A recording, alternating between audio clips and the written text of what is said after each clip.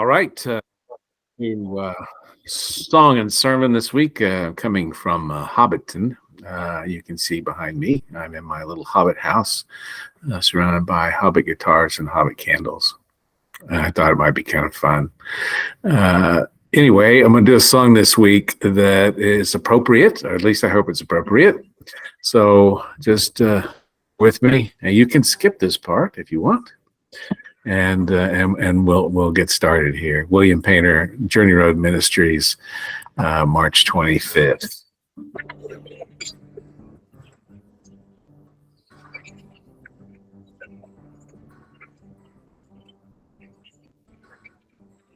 If you want to get to heaven, over on the other shore,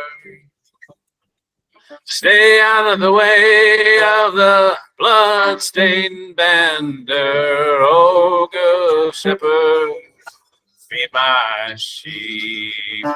One for Paul, one for Silas, one for to make my heart rejoice. Can't you hear? My lambs are calling, oh good shepherd, feed my sheep.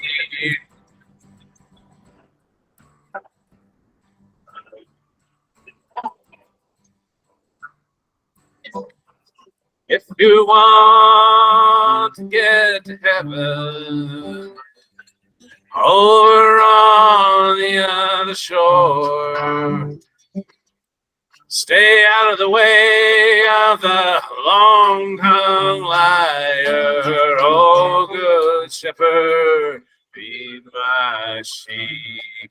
One for Paul, one for Silas, one for to make my heart rejoice. Can you hear? My lambs are calling, oh good shepherd, feed my sheep.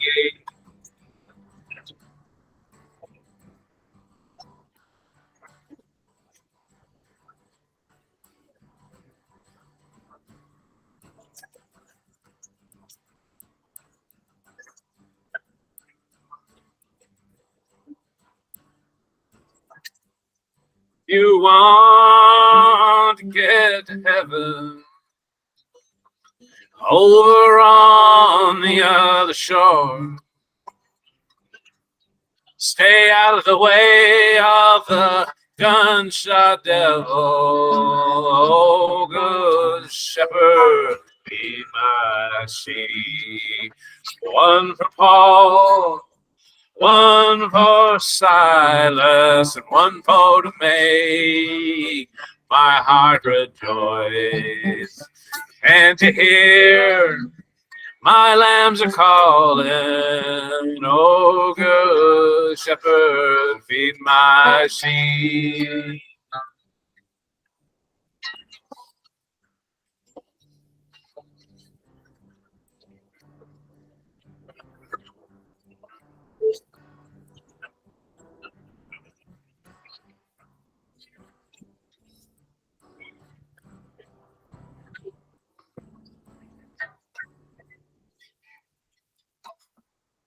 Okay, well, that seemed to work. And let's see if the setup works. Again, change locations here.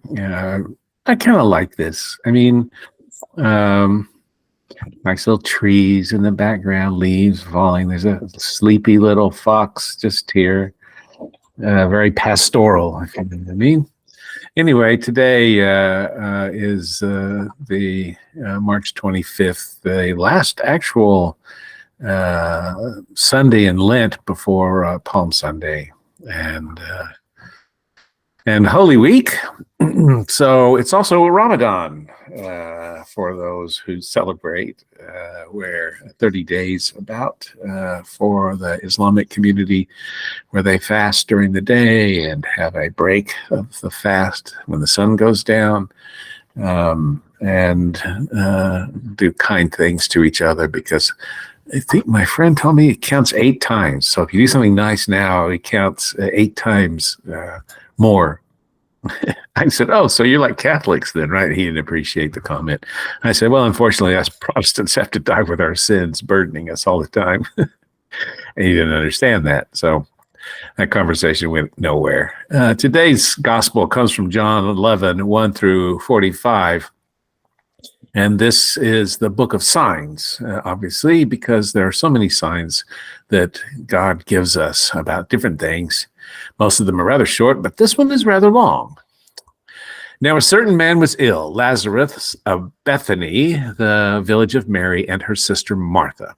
Mary was the one who anointed the Lord with perfume and wiped his feet with her hair. Her brother Lazarus was ill. So the sisters sent a message to Jesus, "Lord, he whom you love is ill." But when Jesus heard it, he said, "This illness does not lead to death. Rather it is for God's glory, so that the Son of God may be glorified through it." Accordingly, though Jesus loved Martha and her sister and Lazarus, after having heard that Lazarus was ill, he stayed 2 days longer in the place where he was. Then after this, he said to the disciples, "Let us go to Judea again." The disciples said to him, "Rabbi, the Jews were just now trying to stone you, and you are going there again?" And Jesus, I love that, by the way, I love the disciples. Jesus answered, "Are there not 12 hours of daylight? Those who walk during the day do not stumble because they see the light of this world, but those who walk at night stumble because the light is not in them." After saying this, he told them, "Our friend Lazarus has fallen asleep, but I am going there to awaken him." And the disciples said to him, "Lord, if he has fallen asleep, he will be all right." Jesus, however, had been speaking about his death, but they thought he was referring merely to sleep. Then Jesus told them plainly, "Lazarus is dead. For your sake, I am glad I was not there, so that you may believe. But let us go to him." Thomas, who was called the twin, said to his fellow disciples, "Let us go, so that we may die with him." When Jesus arrived, he found that Lazarus had already been in the tomb 4 days. Now Bethany was near Jerusalem, some 2 miles away, and many of the Jews had come to Martha and Mary to console them about their brother. When Martha heard that Jesus was coming, she went and met him, while Mary stayed at home. Mary said to Jesus, "Lord, if you had been here, my brother would not have died. But even now I know that God will give you whatever you ask of him." Jesus said to her, "Your brother will rise again." Martha said to him, "I know he will rise again in the resurrection on the last day." And Jesus said to her, "I am the resurrection and the life. Those who believe in me, even though they die, will live. And everyone who lives and believes in me will never die. Do you believe this?" She said to him, "Yes, Lord, I believe you are the Messiah, the Son of God, the one coming into the world." When she had said this, she went back and called her sister Mary and told her privately, "The teacher is here and is calling for you." And when she heard it, she got up quickly and went to him. Now Jesus had not yet come to the village, but was still at the place where Martha had met him. The Jews who were with her in her house, consoling her, saw Mary get up quickly and go out. They followed her because they thought she was going to the tomb to weep there. When Mary came where Jesus was and saw him, she knelt at his feet and said to him, "Lord, if you had been here, my brother would not have died." When Jesus saw her weeping and the Jews who came with her also weeping, he was greatly disturbed in spirit and deeply moved. He said, "Where have you laid him?" They said to him, "Lord, come and see." And Jesus began to weep. So the Jews said, "See how he loved him." But some of them said, "Could not he who opened the eyes of the blind man have kept this man from dying?" Then Jesus, again greatly disturbed, came to the tomb. It was a cave, and a stone was lying against it. Jesus said, "Take away the stone." Martha, the sister of the dead man, said to him, "Lord, already there is a stench because he has been dead 4 days." Jesus said to her, "Did I not tell you that if you believed, you would see the glory of God?" So they took away the stone, and Jesus looked upward and said, "Father, I thank you for having heard me. I knew that you always hear me, but I have said this for the sake of the crowd standing here, so they may believe that you sent me." And when he had said this, he cried with a loud voice, "Lazarus, come out." The dead man came out, his hands and feet bound with strips of cloth and his face wrapped in a cloth. And Jesus said to them, "Unbind him and let him go." Many of the Jews, therefore, who had come with Mary and had seen what Jesus did, believed in him. Thus endeth the gospel. But this is really kind of an amazing piece because it's unlike, and it's structured like unlike any of the other signs, okay? In fact, the actual resurrection of Lazarus seems to be, I mean, there's all this stuff before, and then there's this stuff afterwards. And you know, I love the part where, well, if you had gotten here earlier, he wouldn't have died. And he's accused twice of that. But the key element here is that he corrects, which one is it? I get the Mary and the other one. He says, I'm Martha, Mary and Martha. He said, I know he'll rise again on the resurrection, the last day. He says, I'm the resurrection and the life. Now, he didn't have to say that. He could have just said, I'm the resurrection. But he said, I'm the resurrection and the life. And in fact, early editions of the story, they actually left and the life out. The editors left out because they didn't seem to make sense to them. Why would he say and the life? And I'll tell you, it's because Jesus is the life. Okay. And he doesn't put his hands on this guy. He doesn't do anything. His prayer isn't to resurrect this guy. He doesn't say, Lord God, bring life into Lazarus. He doesn't say any of that. What does he say? Hear me. I know you hear me. Hear me. And then when he calls out to Lazarus, Lazarus hears him and responds. Because Jesus is the shepherd, and the lambs and the sheep know the shepherd's voice. And that's why I played that lovely tune, badly, but played it, about, oh, good shepherd, feed my sheep. One for Paul, one for Silas. Paul, obviously, you know, but Paul and Silas were in prison together in Rome.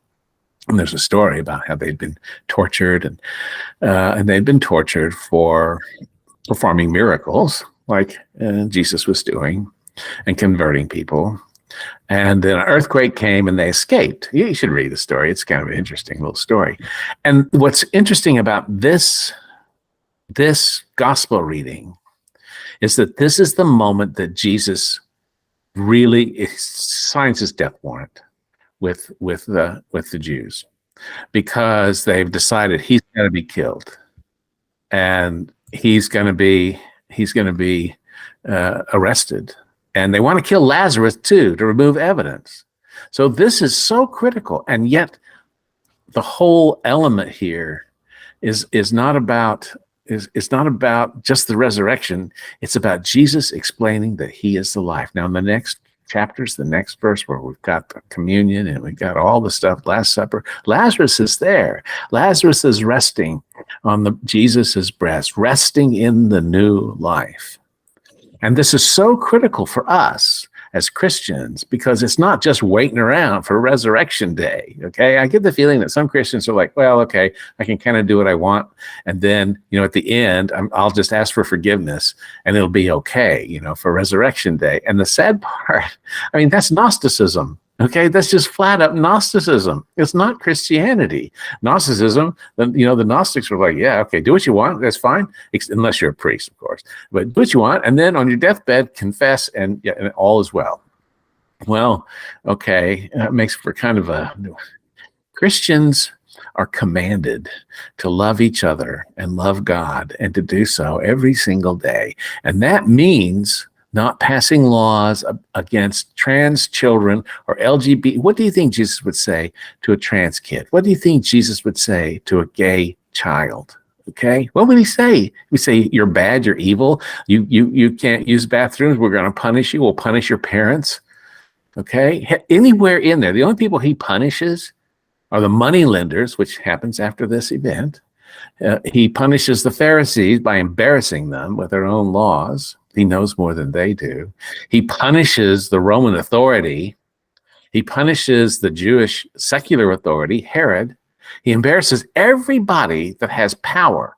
But you know who he doesn't embarrass, who he doesn't punish, who he doesn't punch down on, are the poor, the hungry, the children, the weak, the people of his kingdom, because he is the life, and he should be our life. Well, we're coming into Palm Sunday, Holy Week. I hope you've had a good Lent. I don't really think I know what that means, but it means, for me, it means being keenly aware of the deprivations of others.